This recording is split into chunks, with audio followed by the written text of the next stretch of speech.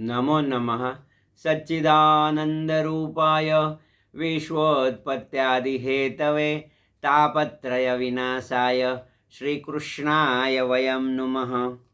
श्रीमद् भागवत महापुराण। आप किधर हो भाई, किधर हो? नैमिषारण्य में है। एकदा नैमिषारण्ये ऋषय शौनकादया। ये जो ऋषि लोग इकट्ठे हुए हैं, ऐसे जितने भी व्यूअर्स है, जैसे समझ लो आज तो वीडियो डाल रहा हूँ। और जो भागवत महापुराण है, जो वेदों का सार है, हमने अगले वीडियो में देखा था कि नारद मुनि ने बताया कि मैंने वेद वेदांत की ध्वनि और गीता पाठ किया। अभी ध्वनि का मतलब आप समझते हैं? वेदों का ध्वनि होता है। आपने कभी सुना है? अरे आप बोलते गुरुजी हमने बहुत वेदों का ध्वनि सुना। देखो मेरे से सुनिए। हरे ओम ओम भूर्भुवः स्वाहा ओम तत्सवितुर्वरेण्यम।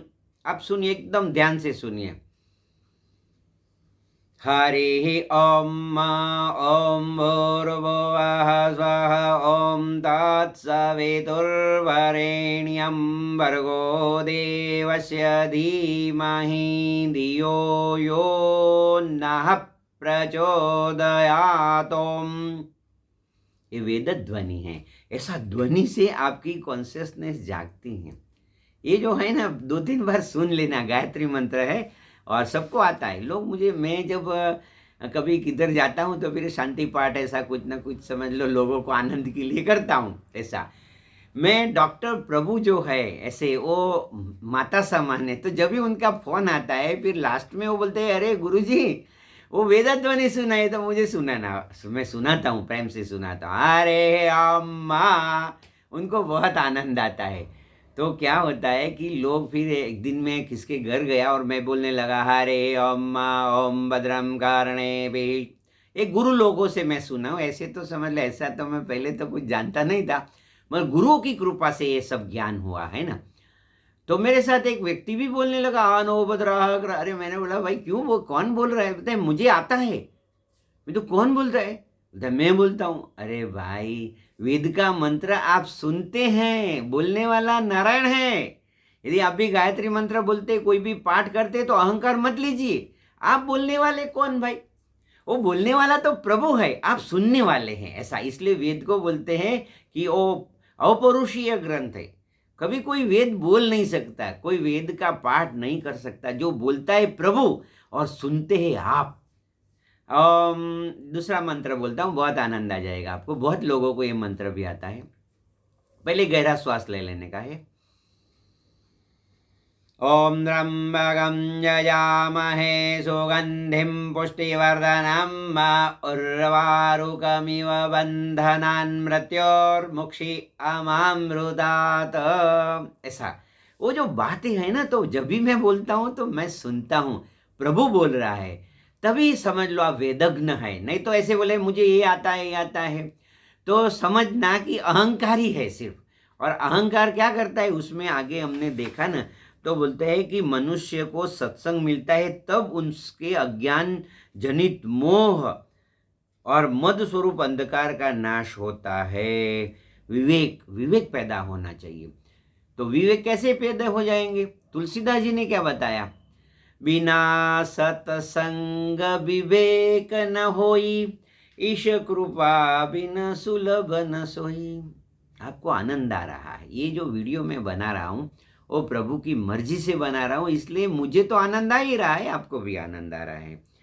तो ये जो है भागवत महापुराण है। तो हम आगे चलते। अथ तृतीयोध्याय भक्ति के कष्ट की निवृत्ति। नारद उवाच ज्ञान यज्ञं करिष्यामि सुख शास्त्र कथोज्ज्वलम् भक्ति ज्ञान विरागाणाम स्थापनार्थ प्रयत्नतः। देखो मुझे भी लगता है, पहले मुझे ये लेक्चर देना अच्छा नहीं लगता था। मैं हमेशा कभी किसी का फ़ोन आता, फ़ोन नहीं उठाता, किसी से मिलता नहीं था। और कोई भी घर पे आए तो बोलते ऐसे, अभी घर वाले लोग बोल देते ऐसा समझ लो। ऐसे मैं बाहर घूमता रहता था ऐसा। तो गबुल ऐसा, इसलिए